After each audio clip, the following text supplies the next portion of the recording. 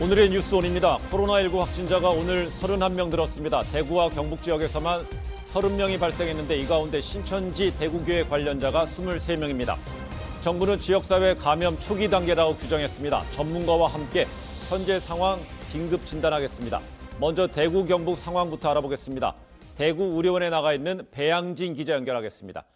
배 기자, 오늘 추가된 확진자 현황부터 살펴볼까요? 네, 오늘 추가된 확진자는 31명입니다. 그제까지만 해도 전국 전체 확진자가 31명이었는데 어제 51명, 그리고 오늘 오전 82명까지 늘었습니다. 이 중 23명이 31번째 환자와 같은 신천지 대구교회를 다녔던 걸로 조사됐습니다. 또 경북 청도의 한 정신병원 폐쇄병동에서도 환자 2명이 나왔습니다. 서울에서 확진 판정을 받은 환자 1명을 포함해서 환자 5명은 아직 역학적 연관성을 조사하는 중입니다. 네, 교회에서 어제보다 환자가 더 많이 나왔네요. 네, 대구시청이 신천지교회 신도 1,000여 명을 모두 조사하고 있는데 이 중 오늘까지 90명 정도가 증상이 있다고 밝혔다고 합니다. 그런데 아직까지 400명 가까이는 전화를 받지 않아서 조사를 못했습니다. 문제는 이미 교회 집단 바깥으로도 전파가 시작됐을 가능성이 있다는 겁니다. 이 때문에 의료계 일각에서는 감염병 위기 경보 단계를 경계에서 가장 높은 심각으로 올려야 하는 것 아니냐는 얘기가 계속 나옵니다. 조금 뒤 오후에 방역대책본부 브리핑이 예정돼 있는데 여기서 관련된 얘기가 조금 나올 수 있을 것 같습니다.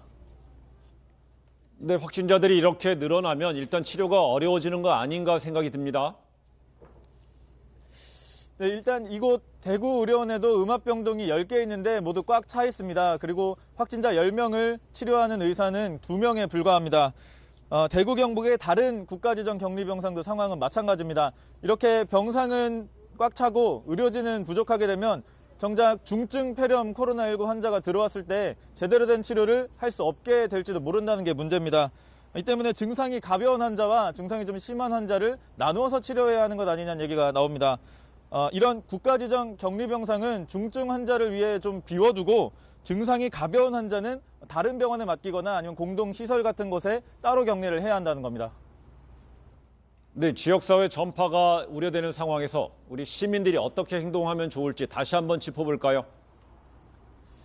네, 어제부터 이 내용 전해드리고 있는데 지역사회 감염이 더 확산이 되면 진료를 받기 위해 무작정 동네 병원이나 아니면 응급실을 찾아가는 게 오히려 더 위험할 수도 있습니다. 그곳을 찾은 확진자에게 감염이 되거나 나 스스로가 다른 사람에게 바이러스를 퍼뜨릴 수도 있기 때문입니다. 감기나 몸살 증상이 있으면 하루나 이틀 정도 자가격리를 좀 해보고 증상이 나아지지 않을 때 가까운 보건소나 1339 상담을 거쳐서 선별진료소를 찾아가는 게 좋습니다. 병원이나 다른 사람이 많은 곳을 찾아갈 때는 마스크를 꼭 쓰는 게 좋습니다.